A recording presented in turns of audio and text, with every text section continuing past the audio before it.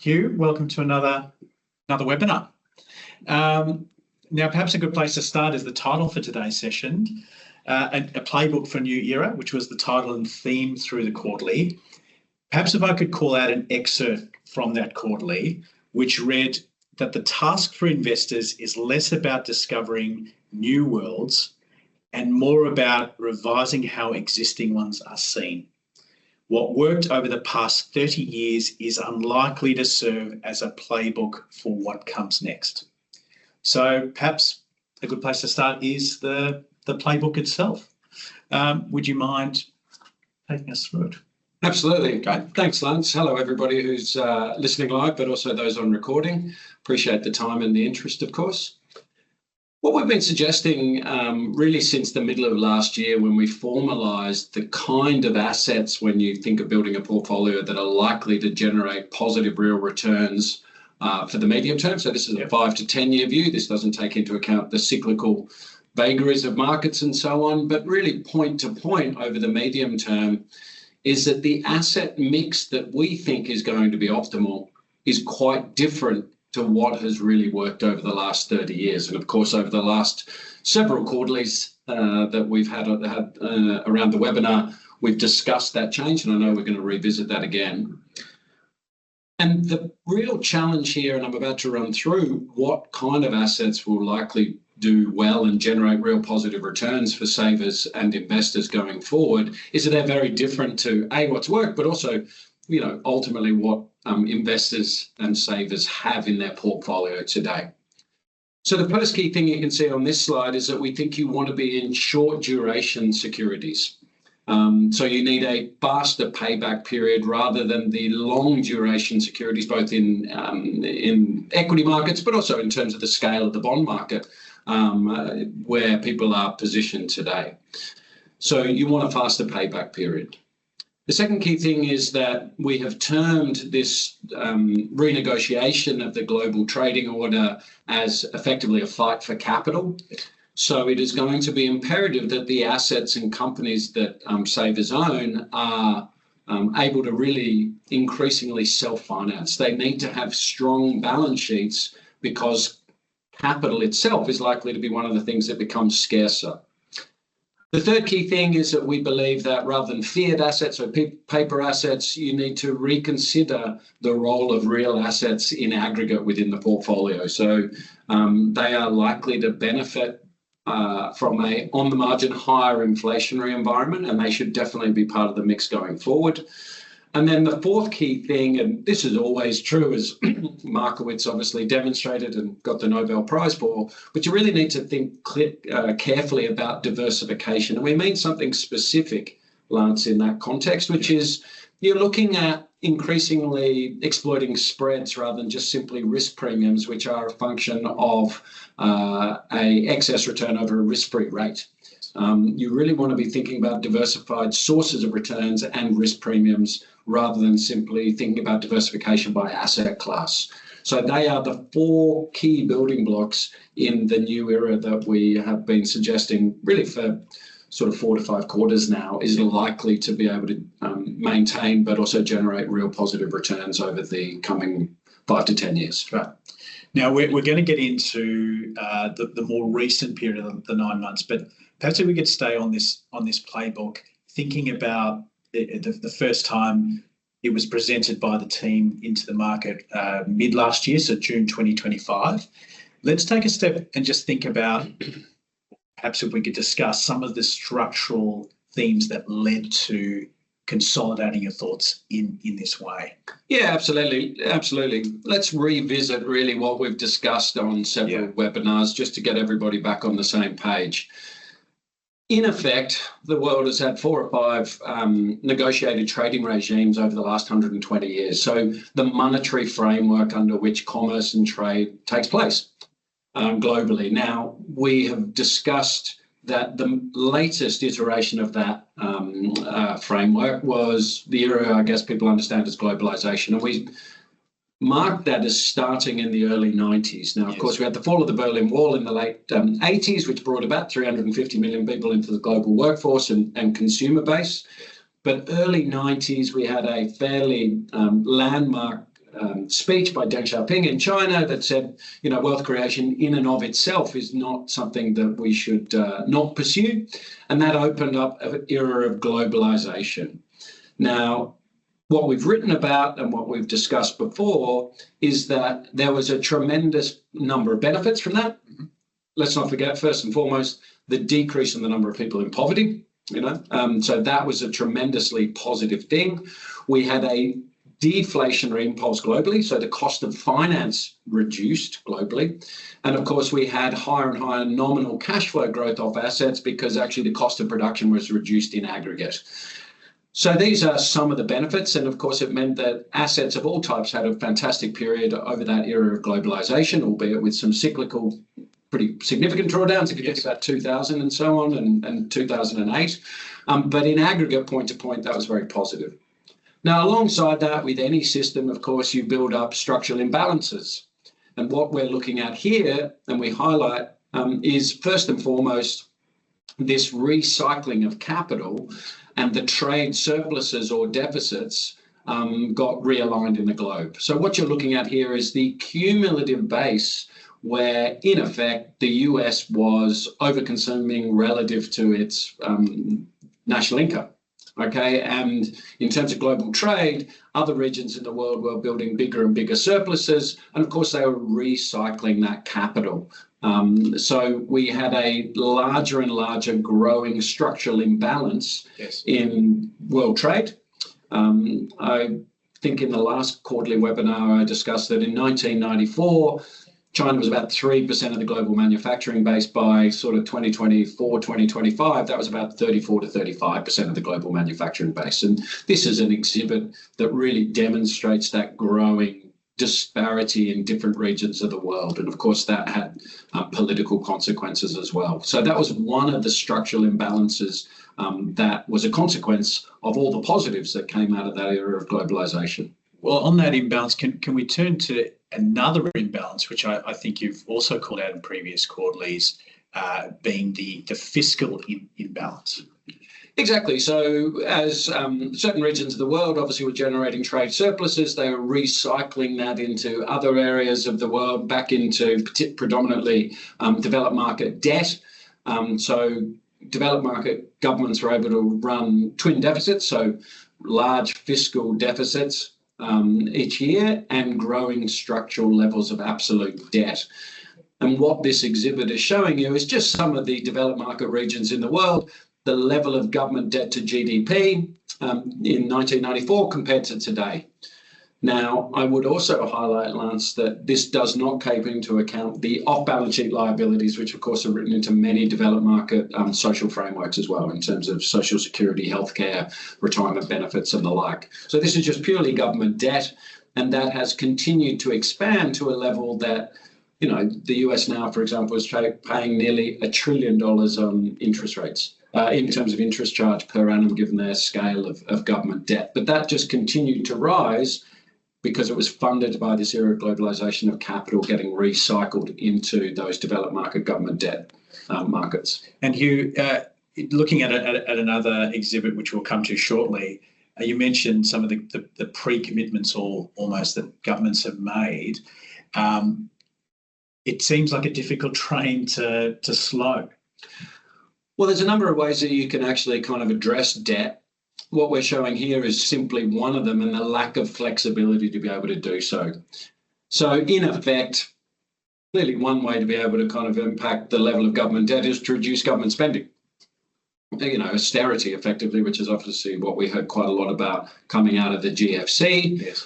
All we're showing in this exhibit, Lance, is that the amount of discretionary spend, in this case in the US, has become a lower and lower proportion of total government outlays. So at the start of the sort of budgeting year in the US, 75 cents per dollar is already spoken for. That is already pre-committed. It doesn't matter what you want to do politically or otherwise.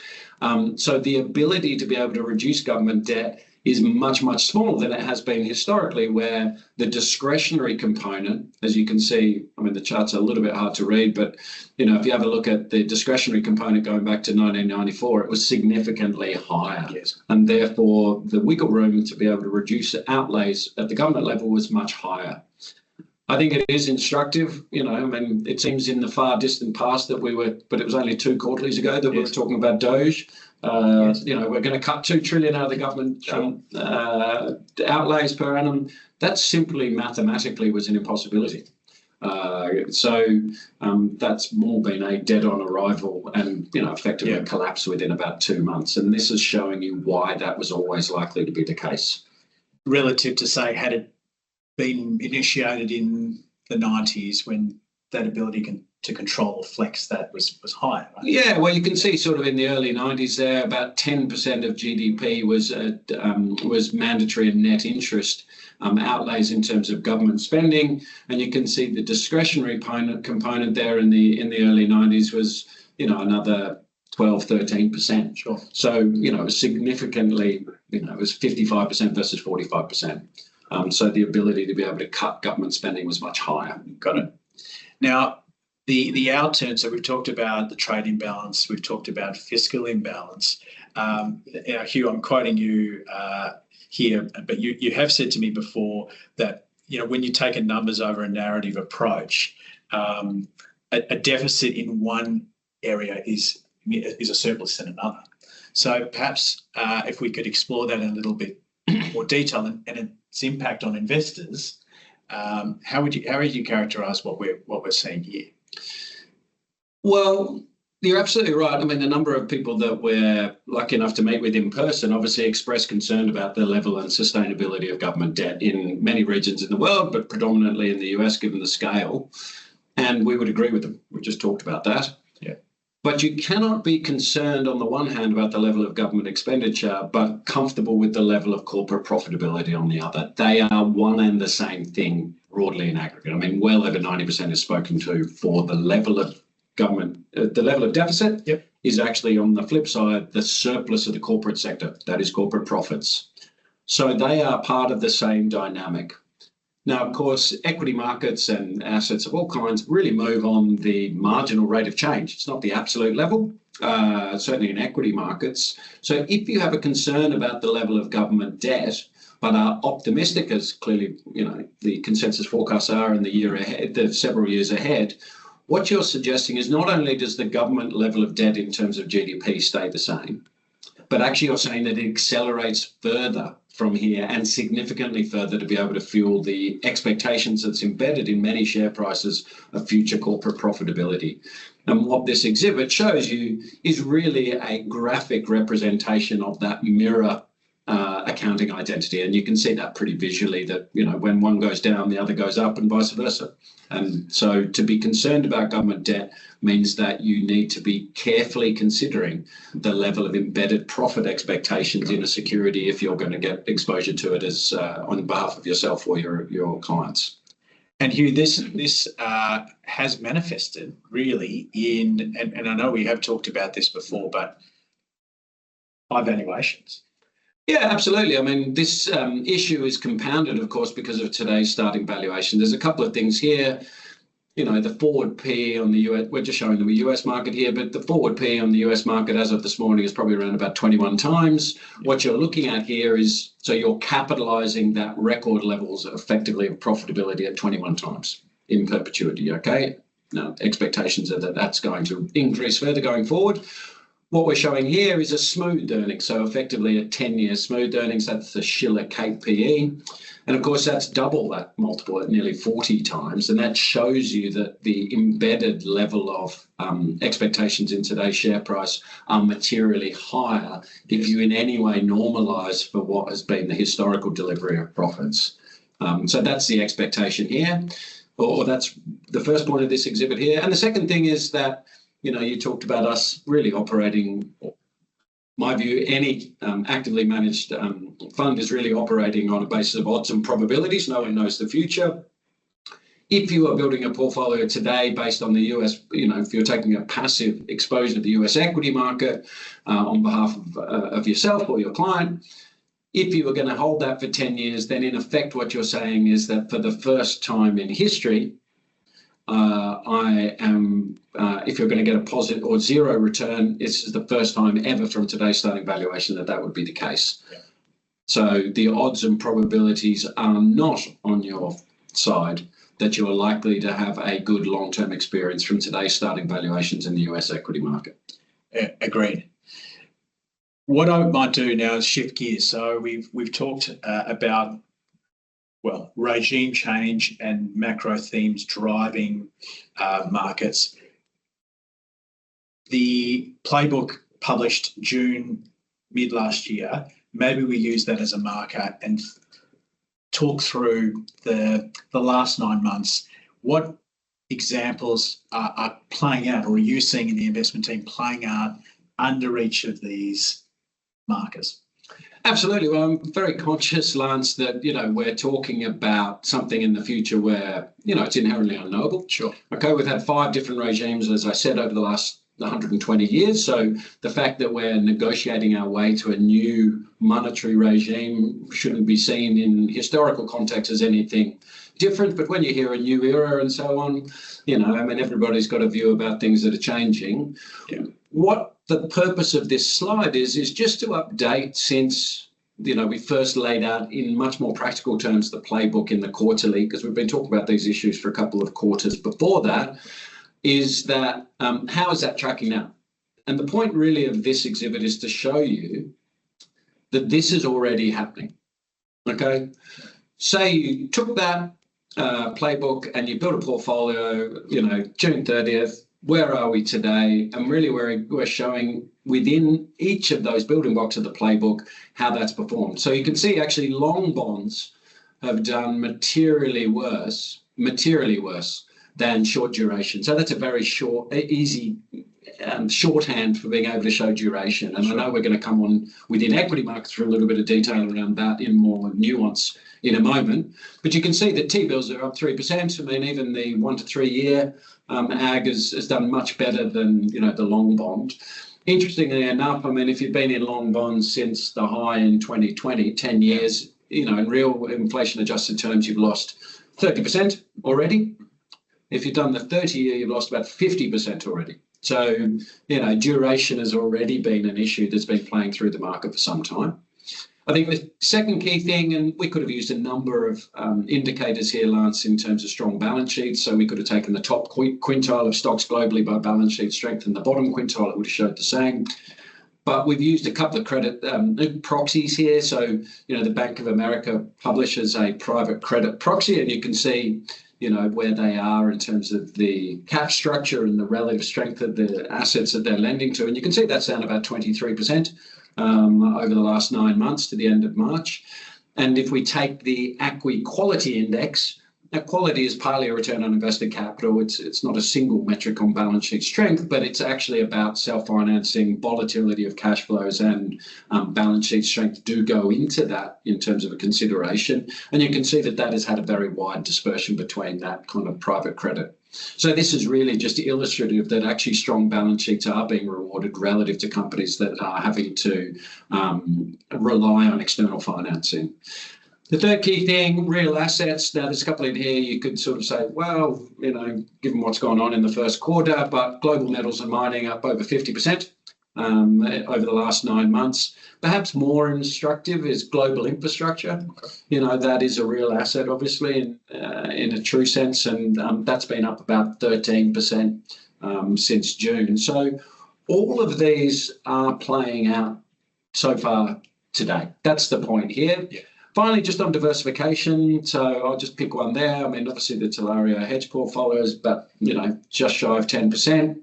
But I think catastrophe bonds is a good example of a kind of spread-based product as well. It's really an actuarial-based odds and probabilities in terms of the spread that's available per unit of risk, and you can see that that's actually done about 10% as well. So there are real opportunities to build very different portfolios than those reflected in what people in aggregate today own globally in the savings pool.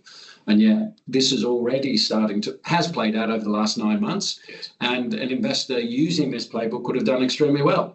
with materially lower volatility and drawdown as it happens. Great. The first pillar, duration. The quarterly, for those who have read it and for those yet to read it, will note the quarterly spends a little bit more time really digging into duration. Before we get into some exhibits from this sort of 9-month period, June to March, perhaps if you could help define what we mean when we talk about duration. Yeah, it's very simple. It's how long, given a today's starting valuation, when I put my money into it, will I get paid back, all else equal?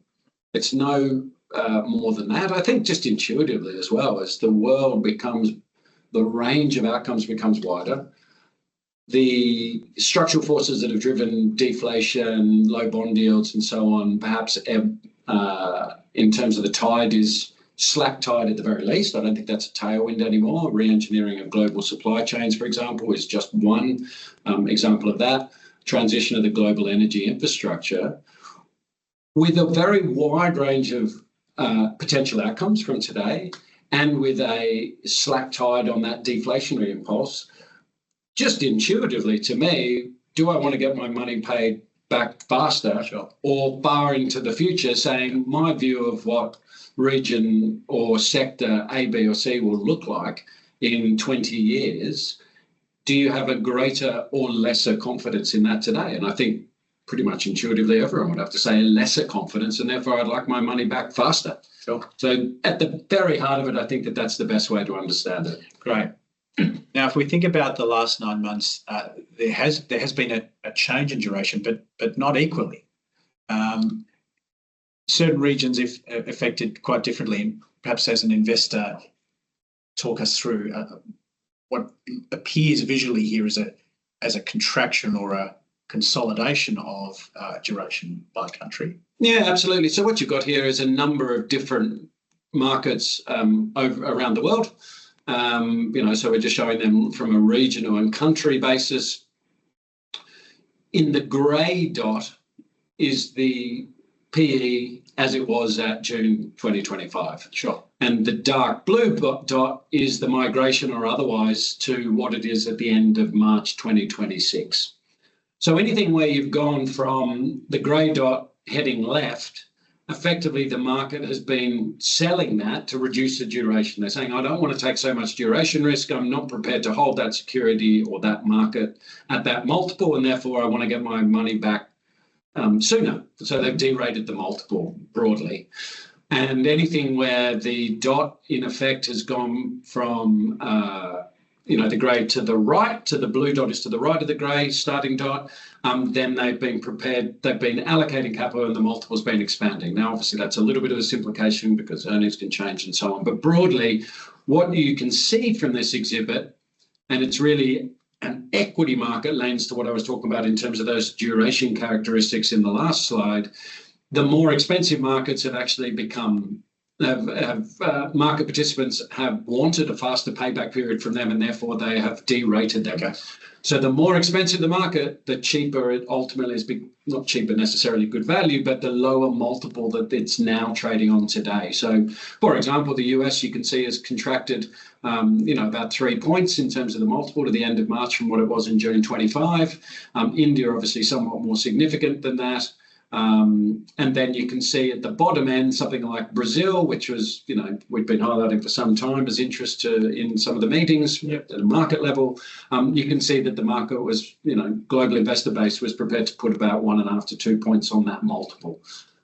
So the big picture here is that the more expensive or higher multiple region, the longer payback, longer duration, have had their duration reduced, and those that are the shortest duration have seen them duration slightly expand. So we're starting to see this within equity markets. So in aggregate, at the very bottom there, an equally weighted average, you have seen a slight reduction in the duration as a whole. And this has actually occurred not only sort of by region, but has actually occurred within the portfolio, the Talaria portfolio. Absolutely. I'd forgotten this slide was coming up. So this is, I think this is a great slide. It sort of gets down into the weeds of the Talaria portfolio, and obviously people listening, many of them, your clients' money, what's happened within that period over the last 9 months. So these are the top 10 positions by gross capital at risk as of June 2025. And what we're showing here is the expansion or contraction in terms of the multiple as a proxy for that duration that we've been talking about. Now, where there is a green shaded bar, so Synovus Energy and Johnson & Johnson, the two bars at the top there of this exhibit, they are positions that we have subsequently exited. So they are the two securities where the multiple, the duration has expanded the furthest. And as it happens, those two securities had reached our estimate of fair value and obviously using our valuation discipline had simply exited.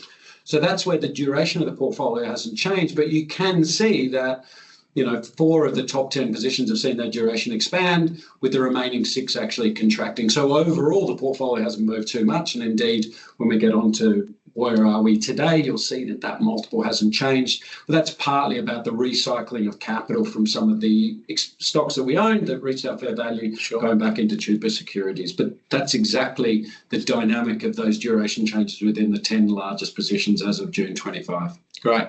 And we will come on to the portfolio as an aggregate, but I think that that teal bar at the very bottom there showing portfolio as a whole has been reasonably stable. In previous webinars, we've talked about the strength in momentum as a factor. Yeah. And I think for most investors on the call, it's almost common knowledge now just how strong momentum as a factor has been contributing to returns. There's another factor, though, that I feel has piqued the interest of the investment team, and that is stability. So perhaps if we could start at the beginning and redefine what stability is as a factor, and then, of course, the observation on the opportunity. Yes, absolutely. So there's a couple of reasons we're highlighting stability, and we did that in the last quarterly as well. So we've touched on duration. Hey, where is short duration? We'll come on to that. What opportunities are you seeing? We've talked about strong balance sheets, and that really is a company by company bottom up process, and that's obviously what we spend our time doing as analysts. But stability also is effectively a proxy for balance sheet in many instances, okay? Because what you've got here, it's not the absolute level of debt effectively with a strength of balance sheet, it's the predictability of cash flows. So stability here is a pretty multi-factor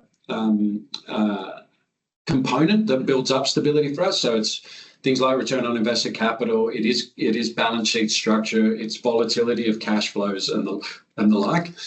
But as a result, the top quintile, so the 20% of companies that are most stable, using this blended analysis about what constitutes stability, typically trades at a premium to the market. And the reason for that is because you've got the most certainty around the outcome 5-10 years hence. By definition, they're more stable, so you should have a greater level of the confidence intervals are narrower when you think about the cash generation ability of the asset. And the market agrees, and therefore, they typically are prepared to trade at a premium to the market because the range of outcomes is simply narrower.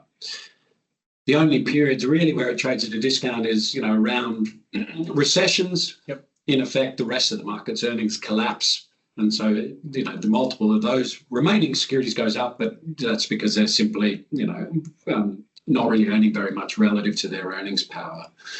And we just simply highlight here that what's been left behind in this very strong momentum run, and bear in mind, it's been about the strongest 24 months on record going back to 1953, is, of course, the most stable stocks, because there's no living the dream or momentum in a stable stock. By definition, then how could they be the most stable? And so they've derated sharply. They were nearly at a 20% premium to the market. And we're looking at the overall market here on an equally weighted basis.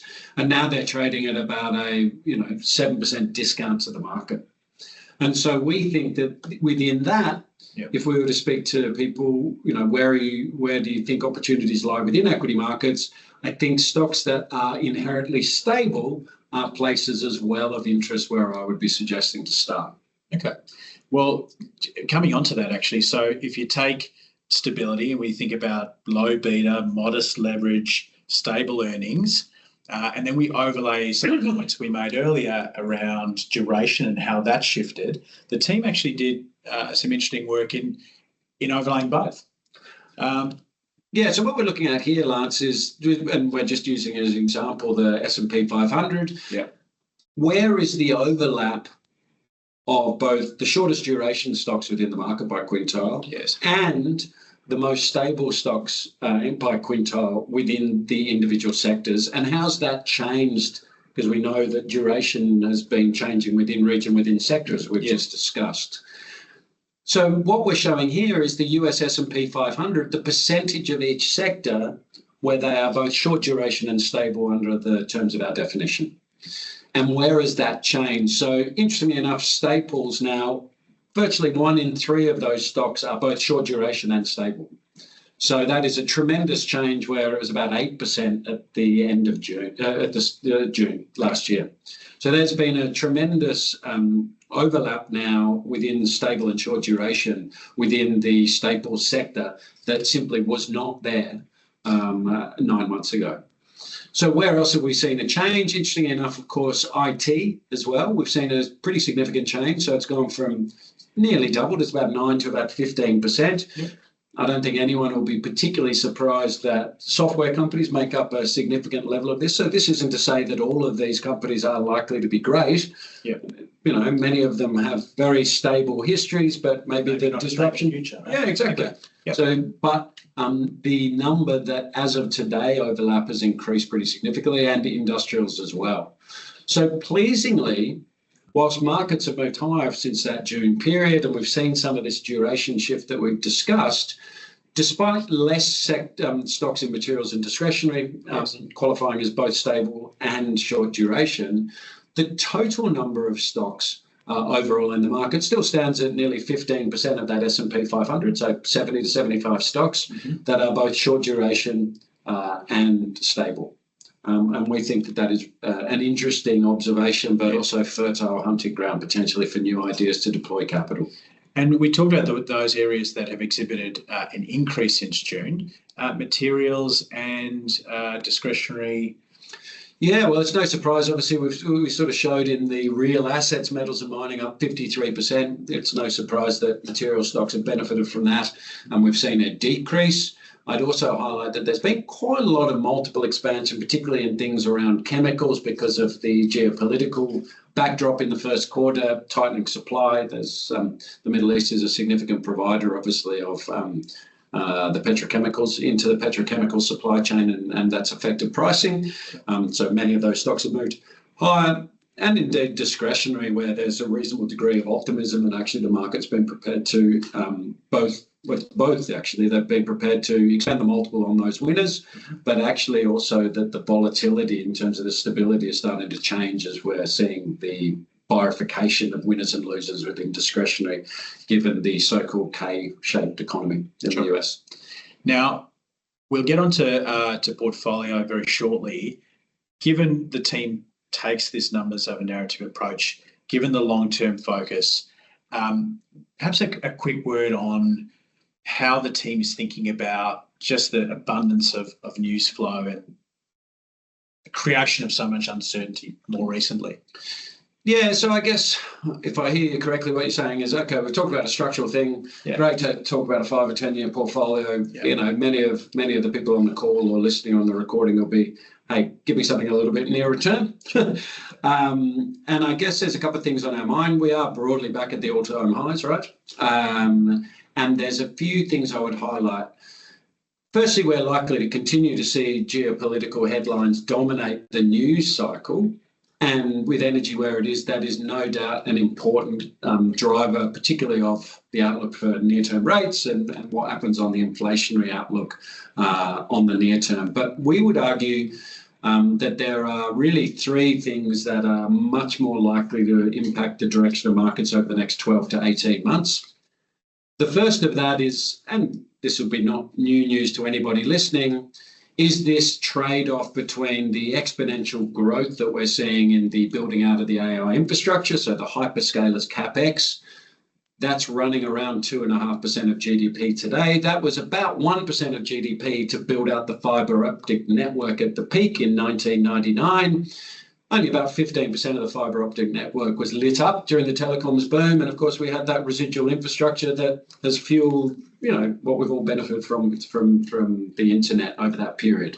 So we're doing about 2.5% today. I think, building out the power and road network in the US was peaked at about 3% of GDP. Of course, that was in the 20s and 30s, but I was driving down Highway 66 sometime in the last 5 years. So sort of, something to keep in mind. But the key question is, what's going to be that return on investment for that huge level of capital expenditure? I think the market's getting, where we and everybody else is tracking that in a Bayesian sense as we get more information. I think that's tricky because we are seeing good rates of adoption in the knowledge-based sectors. So in terms of pickup and people paying for AI. So that's a great positive for the hyperscalers. But on the flip side, what we've seen is an exponential rise in the level of CapEx relative to expectations on a rolling 12 months. So a year ago, the expectation of what the hyperscalers were going to spend this year, it's about 70% higher now than what they were thinking a year ago. So you're having to spend a whole lot more capital, obviously, to be able to facilitate this growth. And we've seen the beneficiaries of that AI spend do very, very well in the market. And of course, the likes of NVIDIA and so on are the poster children. If that exponential growth continues, so the expectation of capital expenditure next year in AI is too low, that is great for the picks and shovels provider, but actually it's terrible for the hyperscalers in terms of the implied return on invested capital. If they start to be able to reduce that required capital expenditure to facilitate this, customer experience and ultimately the commercialization of AI, that's going to be terrible for all the earnings beneficiaries from that spend. So I think there's a real issue. Now, both of those things can be terrible, by the way. It doesn't have to be one or the other. Yeah. But there is a scenario where it's great for one, but not for the other. And that would be an issue for the market. So I think tracking the return on invested capital of this huge levels of capital expenditure is really going to be very, very a predominant driver of an index level return for something like the US market. I think there's a second thing. There are definitely signs of, and there's a very wide range of opinions about this, but there are definite signs of the reduced lending standards having an impact, and we're seeing that showing up in private credit.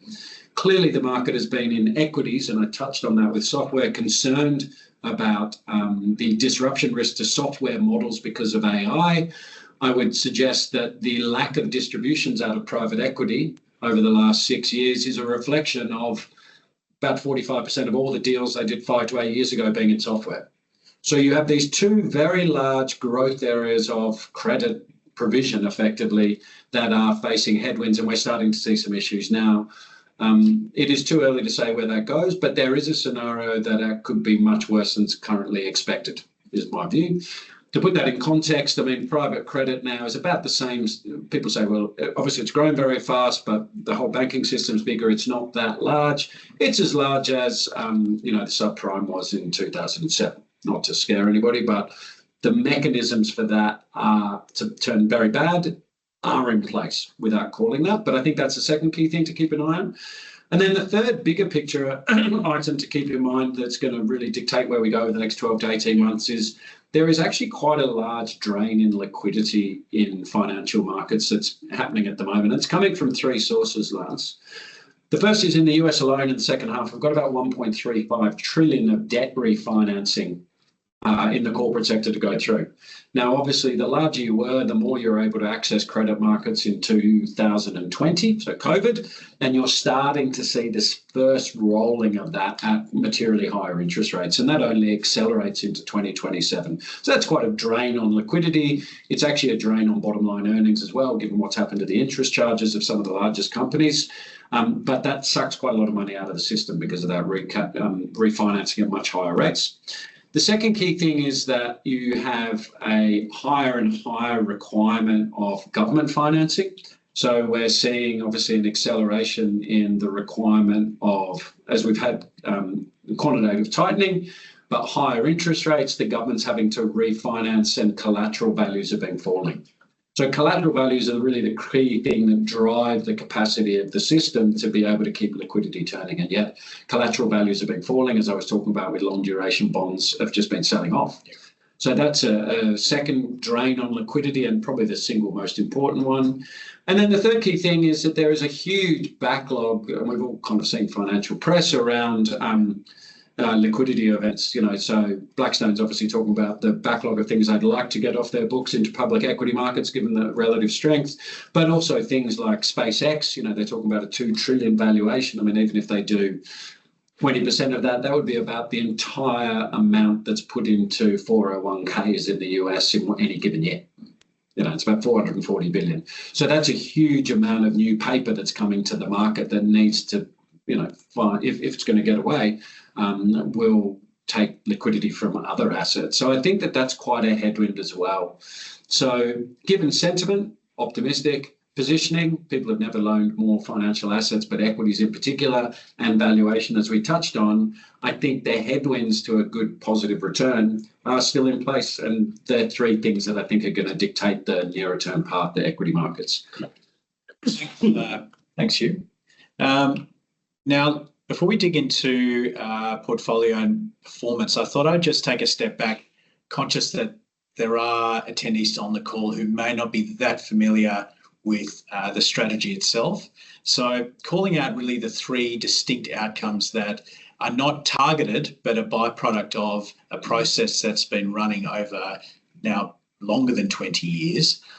Those three distinct outcomes are the high income as a component of return. The last 12 months has been at around 8.6%, so higher than the last 5 years average.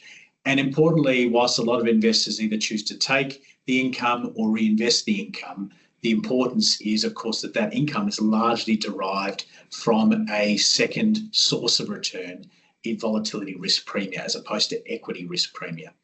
The other thing, of course, bearing in mind is structurally lower market risk. So whilst we capture 2/3 of the up, the long-term track record, and we'll get into the shorter term, but the 20-year track record is participation at only 24% of the downside when you take a quarterly view. And of course, the other and often forgotten part of the outcome is just 40% less volatility, just by nature delivering a much smoother journey for our investors over the long term. Now, Hugh, conscious of those three outcomes, let's perhaps pop the hood on portfolio. This is an exercise you conduct nearly daily, and this is just constantly in front of the team, but a really useful proxy for how the fund can be seen relative to the market. Would you mind recapping and taking us through, maybe not line by line because it might not be visible, but what does this exercise help with? Yeah, great. So on the right-hand side, what we've done is we've taken all the gross capital at risk and we've effectively aggregated that as if it was a holding company. Okay. So, the Talaria portfolio as a single entity holding company, we've looked at on the right-hand side, the opportunity set in the same vein. And what we've done is we've indexed sales of the Talaria portfolio and the overall opportunity set to 100. And then we can look pari passu about the characteristics of the Talaria portfolio versus the characteristics of the overall opportunity set. Now, as you said, I'm not going to go line by line, but I think three things I'd call out, particularly in light of of what we've described about the playbook. And of course, this isn't targeted. I feel very positive, and I think I've said this every webinar, that the amount of financial debt within the Talaria portfolio we run on behalf of our clients and ourselves, of course, yes, is about a third lower. Tremendously important. It also means that you don't get a magnification of mistakes that do occur, right? I mean, no one's got perfect track record of forecasting the future. So materially less debt, much more in control of their own financial destiny and choosing where they allocate capital. The second key thing, I've said it before, we have the highest quality portfolio we can afford. Okay, so the second from bottom group of numbers under the teal there, really that's a proxy for quality. It's seen through a returns lens. So, Return on total capital is 14.6 versus 12.7 for the opportunity set. And all of the return metrics are higher. So it's a higher quality portfolio than the market opportunity set as a whole. And then the third key thing, well, what am I paying for that? And, these aren't our valuation security by security. This is just sort of taking 1 year forward numbers. But you can see that it trades at a 45% discount to the wider market in terms of a PE. So despite paying back more to shareholders between net stock issuance and dividend, they, by dint of the materially lower starting valuations, have a higher retained earnings yield. And I feel strongly about that because they can simply take that money and reinvest it at these double-digit rates of return, and that drives compounding. I would highlight, it would be fair, given our bottom-up value approach, you'd say, well, they're always going to trade at a discount. That's true. The historical discount, as you can see, of today's portfolio has been about 17%, but that's a lot wider than it's been. That's a 17% average over the last 10 years, today's portfolio on a look-back basis versus that 45 today. And yet, in terms of top line, it's only grown the Talaria portfolio today about 30 basis points slower than the market over that 10 years. And I would say in terms of bottom line earnings, it's grown pretty much commensurate. So, the discount is not warranted from a delivery point of view in terms of top or bottom line earnings growth. So less debt, higher quality, materially cheaper valuation is what I take away from this slide. Okay. Thanks, Hugh. Now, we talked a little bit earlier about how the change in duration proved a good opportunity for the investment team to exit positions. Yep. So with that in mind, maybe even a quick recap on any changes, maybe? On any changes. One that comes to mind that was covered in the quarterly but may not be a widely known name in Exor. Yeah, well, I'm glad that you called that out. The first reason that I'm pleased that you called that out is if you look at the sector wheel here, Lance, you'll see financials is at 15%, which is much higher than it's been for some time. That is really around Exor. Okay. So what is Exor? It's the Agnelli family, so the Fiat Dynasty's holding company. It's listed in Amsterdam. They have a collection of world-leading businesses. About 44% of the NAV is Ferrari. They also have exposure to one of the world's largest mass market auto manufacturers in Stellantis, one of the world's best-known brands in ag equipment, so Case New Holland, and they also have exposure to Philips and a number of other unlisted equities or businesses. And effectively, on today's valuation, mark to market of those, you're actually getting the opportunity to get exposure to those assets at 50 cents on the dollar. Okay, there is no financial risk within this business of actually looking to deploy capital into a new position. There is a cyclically depressed earnings base on several of their largest holdings, but not even taking that into account, the opportunity the opportunity over the last 15 years, the holding company discount has been as low as zero. So even if nothing changed and it went back to that historic high, the stock would double. Now, we think that it's got significantly better opportunity medium term because of the earnings power in the company, but that is a particularly attractive opportunity, and that's why relatively quickly we've moved to a 4.5% position. But that, as I said, that goes into financials. Sure. Still really not exposed to banks in that financials. Predominantly that's insurance, as we've said before, and reinsurance in terms of Everest Re, which you can see on the holdings list just under Exor there. I think the other one that I'd call out, maybe IT. We've had a couple of questions on that. 7%. Oh, is that a bit of a change? A couple of things there. Firstly, around about 5% of that is 5.5% of that is actually a telecom systems integrator that trades on about 8.5 times PE, and a consumer electronics business that actually should benefit from AI over a period of time that trades on about 6 times PE. So, these are not IT as people know it.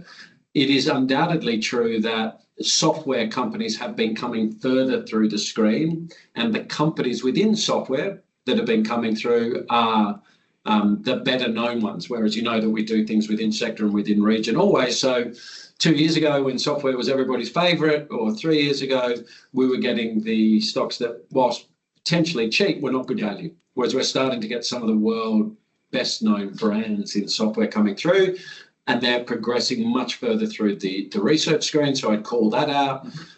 Materials, that was high single digit last quarterly with webinar down to 5% now. That's really exiting CF industries because of the change in the pricing dynamic of agricultural fertilizer, of which they're one of the world's largest manufacturers. And so the strong share price appreciation was an opportunity for us to exit at our fair value. So they're probably the key things that I'd call out. Perhaps we can just jump on. I'm just conscious of people's time here. The classic fund manager and loving the sound of their own voice. You can park me in the corner at the end there. Yeah, exactly. We can keep going. But certainly, and I am conscious that we haven't, we have the privilege of offering both a hedged and an unhedged version of the strategy. Yeah. We haven't touched on currency in this session, but perhaps those first two rows to give some context of the impact of currency would be useful. Yeah, listen, I mean, mark to market, we go where the value is in terms of the individual securities. Obviously, we take currency into account from a transactional point of view, so the competitive position of the asset of which we're getting exposure to. What it means at the headline kind of portfolio level is going to be what it's going to be. So, the underlying assets, I think the takeaway here is the underlying assets continue to actually generate positive, solid, absolute returns commensurate with that starting valuation that I talked about. Great. So no real issue there. Downside capture remains very strong. I mean, obviously, we had a great first quarter relative to kind of the market. Yes. Just another proof point in that 20 plus years that we lose significantly less when the market goes down, and our correlation remains extremely low. We are, for better or worse, absolutely doing something different. Yes. And providing, I guess, a unique and diversified source of return that, can play a role in people's portfolios. Absolutely. And that's very quickly, because I'm conscious of time, a good segue to remind everyone as to how to locate us. We've looked at really the largest 4 active equity funds, global equity funds in Australia by assets raised. So it's very probable you would have exposure perhaps to one of those 4 as an investor. And a good proxy for a passive investor are the NASDAQ index and the MSCI ex Australia on the bottom row. And you can see that regardless of whether it's another active manager, regardless of whether it's a passive strategy, we do tend to play quite nicely in the sandpit. And of course, we could spend even more time going down the rabbit hole around how active funds are 96, 93 and 90% correlated to the index, but that would definitely blow us out over time. So Hugh, thank you for your contribution. I'll now hand over to Al for Q&A. Thank you, team. Thank you very much. We have just a couple of questions. First from Glenn Phillips, who asks, and this is thinking back to the discretionary spend in the US, can you provide examples of mandatory government spending that is not interest payments? Well, Social Security is mandatory. Yeah, that would be the biggest single source. Yeah. Great. From Yanni, read the playbook. You're suggesting a different playbook to many existing portfolios out there. What do you think could invalidate it? Yeah, thanks, Yanni, for the question. And Glenn, of course, that's a great question. Listen, what we're really talking about here is these structural imbalances and effectively the build-up of debt and some commensurate kind of things around that, okay? And we touched on the fact that how do you get out of a debt situation, ever-increasing debt? Well, first off, we talked about austerity, so you can spend less than your outgoings are less than your incomings. And of course, what we were describing there is the fact that the ability to do that is very, very low. And also the political will for austerity is absolutely zero. I live here in Victoria and there's virtually none. I mean, every time there's something bad, they'll give you something free. So that's kind of great if you're a citizen. But, the appetite for austerity is zero, as far as I can tell when I go anywhere in the world. We've talked for some time, obviously, that the likely path is going to be financial repression. So that is where savers effectively pay debtors. So the real yield on government securities is going to be under the level of nominal growth. You're going to get negative real yields on government debt. So many of you would have heard that we would have the lowest level of government securities in client portfolios that you can afford from a career risk point of view. That would be zero for me. I think there's certificates of confiscation point to point. I mean, there's a trade there if you've got time. And then you've got the third king, which is you can grow out of it. This was sort of what Liz Truss sort of tried to do. She was obviously got rid of within 6 weeks, as she pretty much blew up the pensions market in the UK, a growth agenda.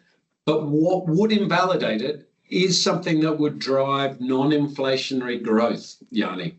And what that would be, as of today, would be the AI productivity story coming to fruition. Okay, so the reason that works fantastically well, of course, is productivity growth is real growth without any inflationary impulse. It literally increases the structural level of sustainable growth without an inflationary impulse. So I think the thing that would invalidate this would be an AI-driven productivity boom. In which case, this would not be the right situation. This would not be a playbook that would be the one to play if that is likely, if that turns out to be the path that we all take. Yeah, terrific.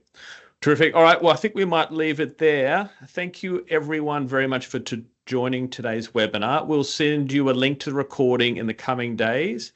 And as always, the session is CPD accredited, so we will send that certificate through tomorrow. Please contact Lance if you would like to continue the conversation, and we look forward to seeing you next time. Thanks, Al. Thanks, you. Thank you all. Have a nice day.